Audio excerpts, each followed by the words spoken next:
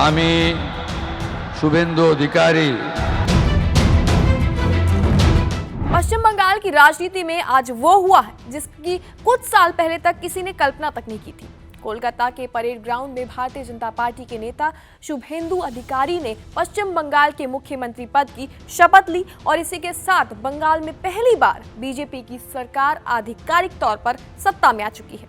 लगभग 1.5 दशक तक ममता बनर्जी और तृणमूल कांग्रेस के दबदबे के बाद ये बदलाव सिर्फ राजनीतिक जीत नहीं था, बल्कि बंगाल की राजनीति के सबसे बड़े सत्ता परिवर्तन के तौर पर देखा जा रहा है।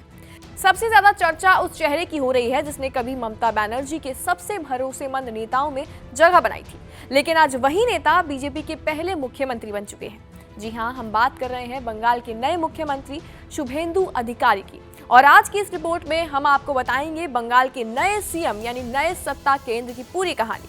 कितनी है शुभेंदु अधिकारी की संपत्ति, कितना पैसा, कितनी जमीन, कितने घर, और सबसे दिलचस्प आखिर ममता बनर्जी और शुभेंदु अधिकारी में कौन ज्यादा अमीर है। नमस्कार, मेरा नाम है कनिष्का और आप देख रहे हैं जी न्यूज़ का डिजिटल प्लेटफॉर्म।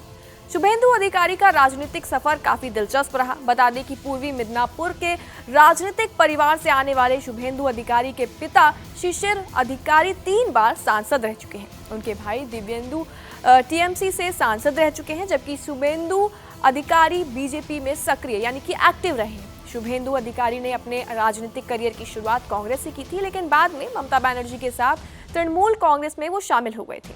नंदीग्राम आंदोलन के दौरान उनकी भूमिका ने उन्हें बंगाल की राजनीति का सबसे बड़ा चेहरा बना दिया था। और इसी के साथ बता दें कि 2011 में वाम मोर्चा सरकार को सत्ता से बाहर करने में जिस आंदोलन की सबसे बड़ी भूमिका मानी जाती है, उसमें शुभेंदु अधिकारी प्रमुख नेताओं में शामिल थे। बाद में उन्होंने टीएमसी सरकार में परिवहन और सिंचाई जैसे बड़े मंत्रालय भी संभाले, लेकिन समय के साथ पार्टी नेतृत्व से मतभेद बढ़े और साल 2020 में उन्होंने टीएमसी छोड़कर बीजेपी ज्वाइन कर ली थी। साथ ही आपको बता दें कि बीजेपी में शामिल होने के बाद शुभेंदु अधिकारी ने बंगाल में पार्टी का सबसे बड़ा चेहरा बनने तक का सफर तय किया। गांव-गांव जाकर संगठन को मजबूत किया और लगातार ममता सरकार पर उन्होंने हमला भी बोला और खुद को बीजेपी के सबसे आक्रामक नेता के तौर पर स्थापित किया। और शायद यही वजह रही कि बीजेपी की ऐतिहासिक जीत के बाद मुख्यमंत्री पद के लिए सबसे पहले उन्हीं के नाम पर मुहर लगी। अब अगर शुभेंदु अधिकारी की संपत्ति की बात करते हैं तो यहाँ तस्वीर बाकी बड़े नेताओं से बिल्कुल अलग दिखाई थी। चुनावी हलफनामे के मुताबिक उनकी कुल घोषित संपत्ति करीब 85 लाख से तक की रुपए बताई जाती है, लेकिन आज के दौर में जब कई नेताओं की संपत्ति करोड़ों और अरबों में होती है, तब बंगाल के नए मुख्यमंत्री नेटवर्थ करोड़ रुपए से भी ज्यादा कम होने पर हैरानी होती है। हलफनामे के मुताबिक उनके पास नगद करीब 12,000 रुपए हैं। एसबीआई, पीएनबी और दूसरे बैंकों में उनके खाते हैं जिनमें लाखों रुपए जमा हैं। इसके अलावा बता देते हैं कि उन्होंने पोस्ट ऑफिस सेविंग्स और किसान विकास पत्र और इसके अलावा नेशनल सेविंग सर्टिफिकेट जैसी सरकारी योजनाओं में भी इन्वेस्ट कर रखा है। शेयर और बॉन्ड में उनका निवेश लगभग 14,000 रुपए बताया जाता है। और सबसे ज्यादा चर्चा इस बात की यहाँ पर हो रही है कि शुभेंदु अधिकारी के नाम पर कोई भी लग्जरी कार, महंगी एसयूवी या फिर भारी ज्वेलरी दर्ज नहीं है। हलफनामे के मुताबिक बता दें कि उनके पास 1 ग्राम सोना तक नहीं है। अचल संपत्ति की बात यहाँ पर करते हैं तो उनके पास कृषि भूमि और गैर कृषि जमीन और 3 घर या फिर फ्लैट, जिनकी कुल कीमत लगभग 60 लाख रुपए से ज्यादा बताई जाती है। हालांकि उनके नाम पर कोई भी बड़ा बिजनेस या फिर कमर्शियल बिल्डिंग दर्ज नहीं है। और दिलचस्प बात यहाँ पर यह है कि 2021 के मुकाबले उनकी घोषित संपत्ति में कमी दर्ज की गई है, जबकि उनकी सालाना आय बढ़ी भी है। रिपोर्ट्स के मुताबिक 2020 और 21 में उनकी सालाना आय करीब 8 लाख रुपए थी, जो अब बढ़कर 17 लाख रुपए की आसपास पहुंच चुकी है। अब जरा ममता बनर्जी और शुभेंदु अधिकारी की संपत्ति की अगर हम तुलना करते हैं तो बता दें, क्योंकि यही तुलना इस वक्त बंगाल की राजनीति में सबसे ज्यादा चर्चा में है। चुनावी हलफनामों के मुताबिक ममता बनर्जी की कुल घोषित संपत्ति लगभग 15,37,000 रुपए से लेकर 15,40,000 रुपए के बीच बताई जाती है, यानी कि शुभेंदु अधिकारी की संपत्ति ममता बनर्जी से करीब 5 गुना ज्यादा है। हालांकि यहाँ सबसे दिलचस्प बात यह है कि दोनों नेताओं ने खुद को बेहद साधारण जीवन शैली वाला बताया गया। साथ ही ममता बनर्जी के पास कोई जमीन, मकान या वाहन दर्ज नहीं है। उनके नाम पर ना कोई बड़ी प्रॉपर्टी है और ना ही कोई लग्जरी गाड़ी है। उनकी ज्यादातर संपत्ति बैंक जमा, नकदी और साथ ही साथ छोटी बचत योजनाओं में है। तो वहीं बता दें कि दूसरी तरफ शुभेंदु अधिकारी के पास कृषि भूमि और गैर कृषि जमीन और 3 फ्लैट मौजूद हैं। उनकी अचल संपत्ति की कीमत लगभग 60 लाख रुपए से ज्यादा बताई जाती है, जबकि ममता बनर्जी के नाम पर कोई भी अचल संपत्ति दर्ज नहीं है।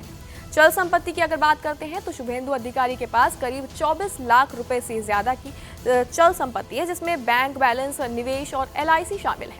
वहीं ममता बनर्जी की चल संपत्ति इससे काफी कम है। दिलचस्प बात तो यह है कि दोनों नेताओं ने अपने पास कोई भी कार या सोना चांदी के भारी गहने ना होने की जानकारी दी है।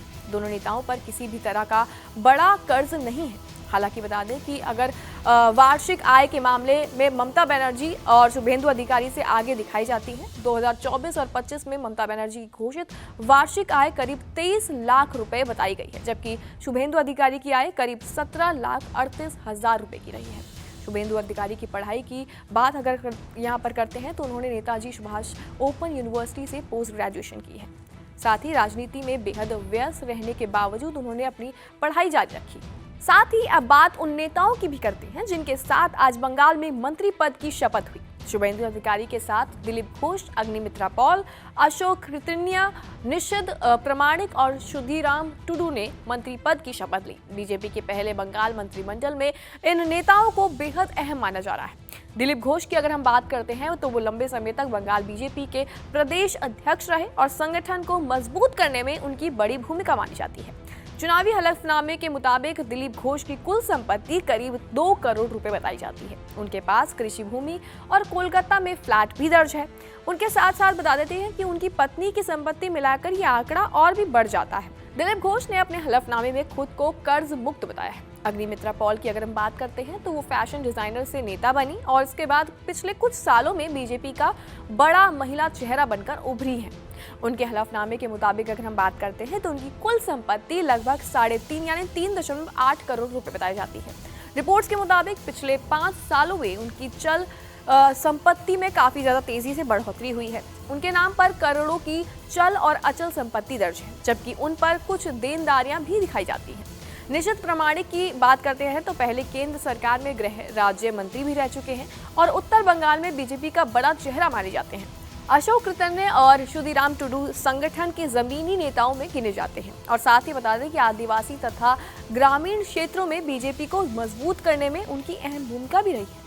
हालांकि इन नेताओं के विस्तृत संपत्ति का पूरा ब्यौरा अभी तक सार्वजनिक यानी पब्लिक नहीं हुआ है, लेकिन राजनीतिक गलियारों में इन सभी चेहरों को बंगाल बीजेपी के नए पावर सेंटर के तौर पर इस समय देखा जा रहा है। अब सबसे बड़ा सवाल यहाँ ये है कि क्या शुभेंदु अधिकारी बंगाल में बीजेपी सरकार को लंबे समय तक स्थिर रख पाएंगे, क्योंकि बंगाल की राजनीति हमेशा से अलग राजनीतिक संस्कृति और आक्रामक चुनावी माहौल के लिए जानी जाती रही है। फिलहाल बता दें कि पूरे देश की नजर पश्चिम बंगाल पर है, जहां बीजेपी ने पहली बार सत्ता हासिल की है और शुभेंदु अधिकारी के नेतृत्व में एक नए राजनीतिक दौर की यहां पर शुरुआत हो चुकी है।